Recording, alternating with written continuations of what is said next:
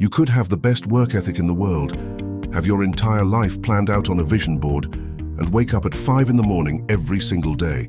But if your closest friends have bad habits, you are almost guaranteed to fail. It sounds harsh, but it is the truth. Have you ever felt like you are trying to run a championship race, but you are wearing a backpack filled with heavy rocks? You're pushing, you're sweating, and you're giving it your all, yet you aren't moving nearly as fast as you should be. Those rocks aren't just random bad luck. More often than not, those rocks are the habits, the mindsets, and the low standards of the people you spend the most time with. Most of us like to think we are independent thinkers. We believe we make our own choices and that we aren't easily influenced by the people around us. But science and psychology tell a completely different story. There is a famous idea by a guy named Jim Rohn who said that you are the average of the 5 people you spend the most time with. If those 5 people are constantly complaining, broke, and unmotivated, the odds of you becoming a high-achieving, positive person are slim to none. By the time we finish this discussion, you are going to understand exactly how your social circle is creating a ceiling for your success, and more importantly, how you can audit your friends without feeling like a jerk. Our brains are actually hardwired to copy the people around us. It is a biological survival mechanism involving something called mirror neurons. Think about it. When you see someone yawn, what do? You yawn. When you spend enough time with someone who has a thick accent, you start picking up their slang and their rhythm of speaking. This isn't just about accents or yawning, though. This applies to every single habit you have. If your best friend is always late, you start thinking that being 5 minutes late isn't a big deal. If your group of friends spends every weekend drinking and sleeping in until noon, your brain starts to register that as normal behavior.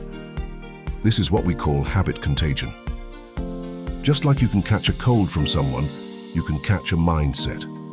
There was a massive study done over several decades that followed thousands of people, and it found something shocking.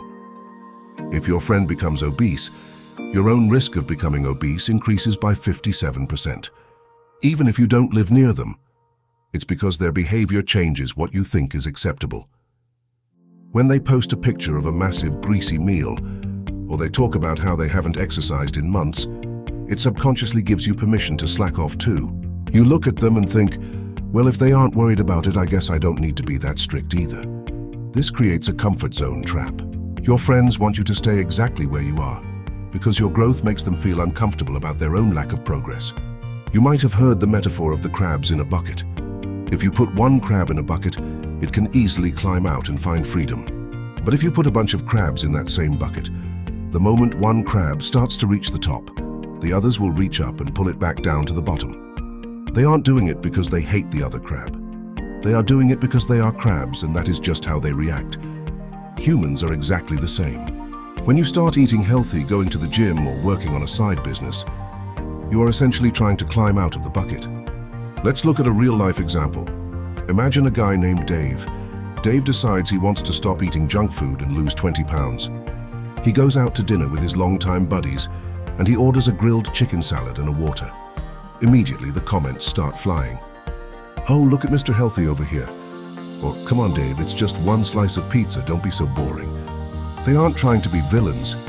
They just feel a little bit guilty that they are eating the pizza, and Dave isn't.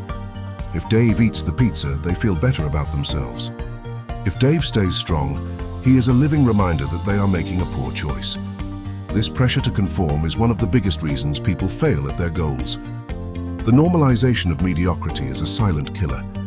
If everyone in your circle complains about their job, complaining becomes your primary language. You don't even realize you're doing it until you step away and realize how much negative energy you've been carrying. This doesn't just stop at your health or your mood, it hits your wallet too. There is something called the spending feedback loop.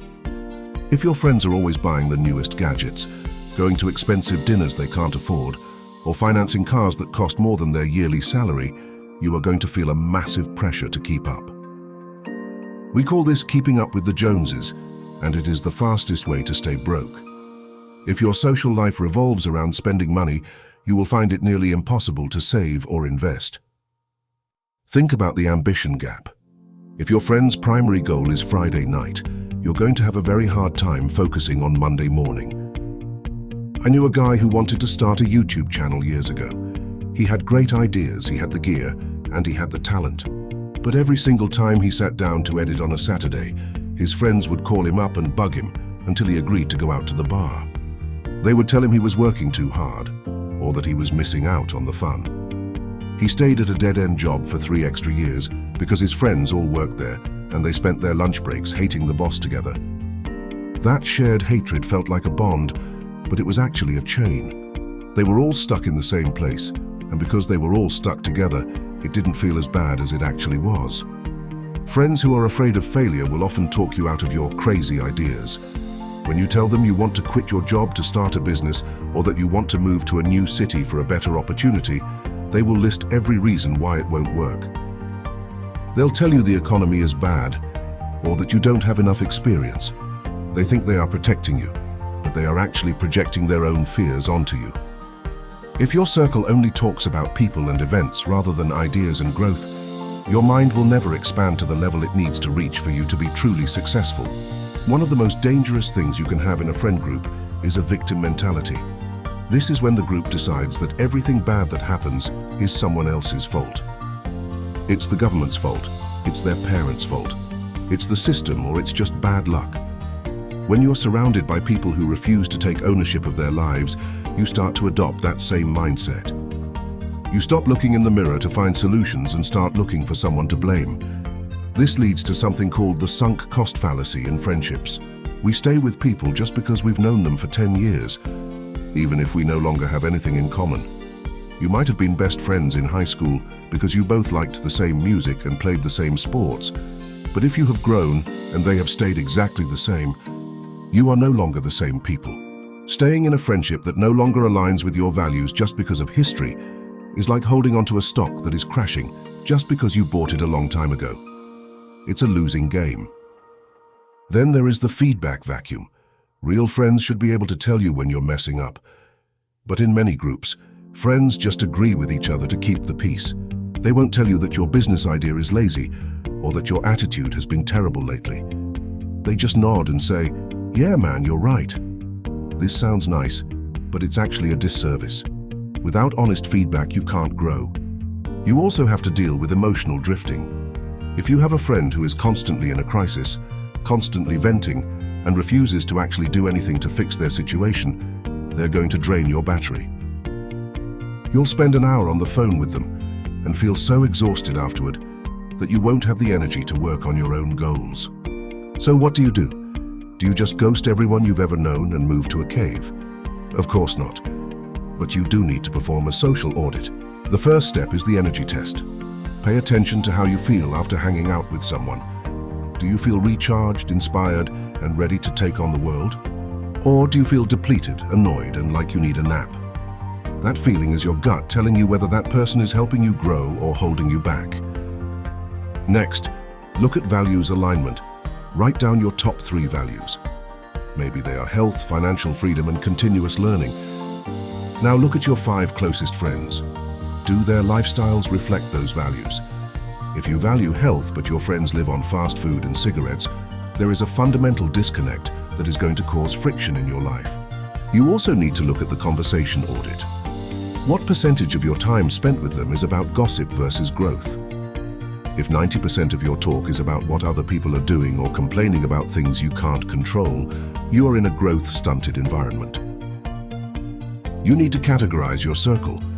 You can have legacy friends who you see once a year to talk about the good old days, and you can have growth friends who you talk to every day about the future. You don't have to cut everyone off, but you do need to set boundaries. Learn to say no to the bad habit without saying no to the person. If they want to go out and blow money on a Tuesday night, you can say, "I can't do tonight, I'm focusing on a project, but let's grab a coffee on Saturday morning instead." This shifts the environment from a high temptation one to a low temptation one. The final step is seeking out proximity. You need step-up friends. These are people who are 2 or 3 steps ahead of where you want to be. If you want to be a millionaire, you need to be in a room with people who are making 7 figures. If you want to be a marathon runner, you need to hang out with people who think a 10-mile run is a light warm-up. Their normal will become your normal. If you can't find these people in your physical town, use digital mentorship. We live in an age where you can have the smartest people in the world in your ear for free. Listen to podcasts, read books, and watch videos of people who have the habits you want. You can literally brainwash yourself into better habits by saturating your mind with their ideas. Eventually, as you focus on your own growth, you will become a magnet. You will start to attract people who are on your new frequency. You won't even have to try that hard to find them. They will find you because you speak the same language of growth and ambition. Choosing your friends is one of the most important decisions you will ever make. It is more important than your career choice, your workout routine, or your diet, because your friends will ultimately determine all of those things. Don't let someone else's lack of vision become the ceiling for your life. You have a responsibility to yourself to reach your full potential, and that might mean leaving the bucket behind. Choose one habit this week that you are going to protect, no matter what your friends say or do. Whether it's skipping the junk food, waking up early, or working on that side hustle, hold the line. If this resonated with you, hit the like button, so the algorithm shows this to more people who need to hear it. Subscribe for more deep dives into human psychology and personal mastery. Share this with that one friend you know wants to level up with you. Comment "level up" below if you're ready to audit your circle.